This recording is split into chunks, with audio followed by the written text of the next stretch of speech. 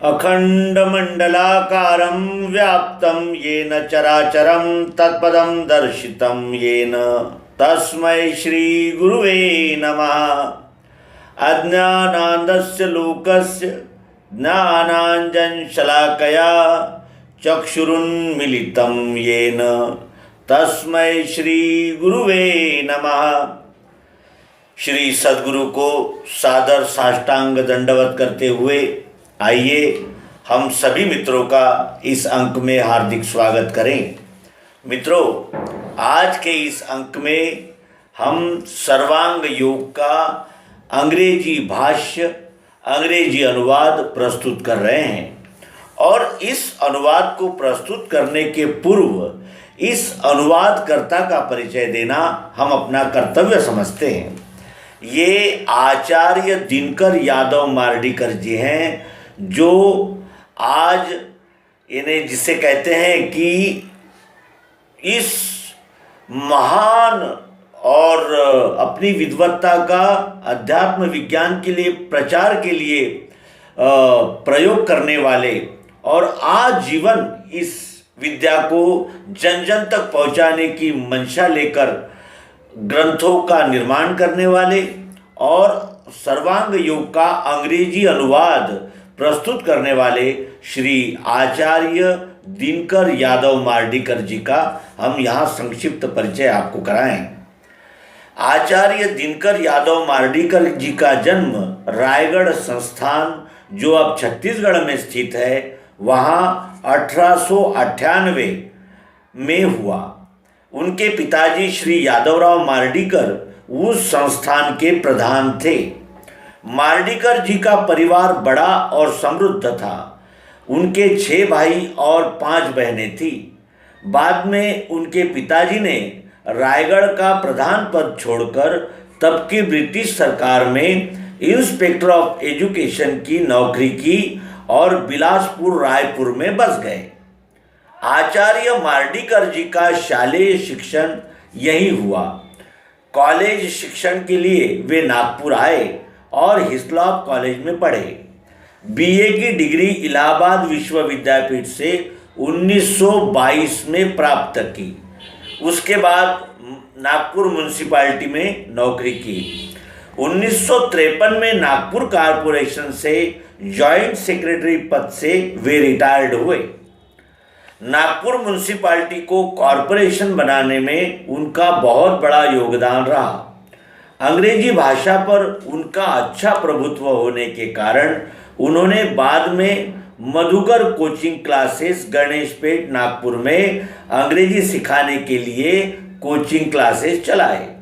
बाद में वे हमारे साथ तात्या टोपे नगर नागपुर में रहे और वहीं उनका देहांत 1979 में हुआ। आचार्य मार्डीकर जी का झुकाव आध्यात्मिकता की ओर पहले से ही था। उनके परिवार में बाबाजी महाराज एक सिद्ध पुरुष हो गए थे। उनका प्रभाव और साक्षात्कार उनको मार्गदर्शक रहा। आचार्य मार्डीकर जी ने अपना आध्यात्मिक जीवन 1948 के बाद तृतीय संचालक श्री सर्वांगानंद जी, जो पूर्वाश्रम के डॉक्टर पुंडलिक हरि संत बिलासपुर छत्तीसगढ़ के संपर्क से शुरू हुआ और फिर व्यावहारिक दुनियावी तरफ पीछे मुड़कर नहीं देखा। चिंतन, मनन और संत संगम करते हुए, अनुभव का आनंद लेते हुए बहुत सारी वाङ्मय रचना की थी। उसी वाङ्मय श्रृंखला में भगवान श्री मायानंद चैतन्य जी का जीवन चरित्र, अंग्रेजी में डिवाइन विजन, काव्य संग्रह, गीत चंद्रिका, गीत मधु वगैरह की निर्मित की थी। इस विषय में द्वितीय संचालक श्री आनंद चैतन्य, जो भगवान श्री मायानंद जी चैतन्य के सुपुत्र थे, उन्होंने उनके बारे में जीवन चरित्र के संपादकीय में तथा तृतीय संचालक श्री सर्वांगानंद जी ने जीवन चरित्र के हृदगत में मार्डीकर जी के बारे में और खुद मार्डीकर जी ने प्रासंगिक विचार में चरित्र लेखन के बारे में जो लिखा है उनका पुण्य स्मरण करते हुए उन्हें सहृदय श्रद्धांजलि अर्पित करते हैं।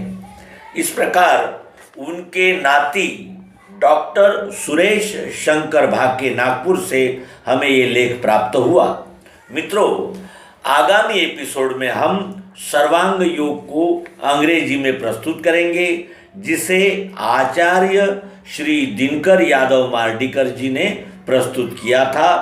और इस अंग्रेजी सर्वांग योग को प्रस्तुत करने में यदि हमारी अंग्रेजी भाषा की कुछ त्रुटियां रहे तो उसे आप कृपया क्षमा करें, और इस अंग्रेजी अनुवाद को जन जन तक पहुंचाने में जो सुशिक्षित है, बुद्धिजीवी है, जो अनेक लोगों तक इस ज्ञान को पहुंचा सकते हैं, ऐसी जिनमें योग्यता क्षमता है, ऐसे लोगों तक इस ज्ञान को पहुंचाने में हमारी सहायता करेंगे। और इस एपिसोड को अधिक से अधिक बुद्धिजीवी वर्ग में शेयर करेंगे, जिससे कि ये ज्ञान अंग्रेजी जानने वाले लोगों में भी जाए, जागृति आए और अध्यात्म विज्ञान सर्वांग योग तत्वदर्शन पाकर उनका भी जीवन धन्य हो, और इस विद्या का अधिक से अधिक प्रचार प्रसार करते हुए हम भी इस विद्या के चिंतन मनन और निधिध्यासन को प्राप्त करें, और विश्वरूप परमात्मा से आए हुए हम सब विश्वरूप परमात्मा के ही अंश विश्वरूप परमात्मा में ही विलीन होंगे।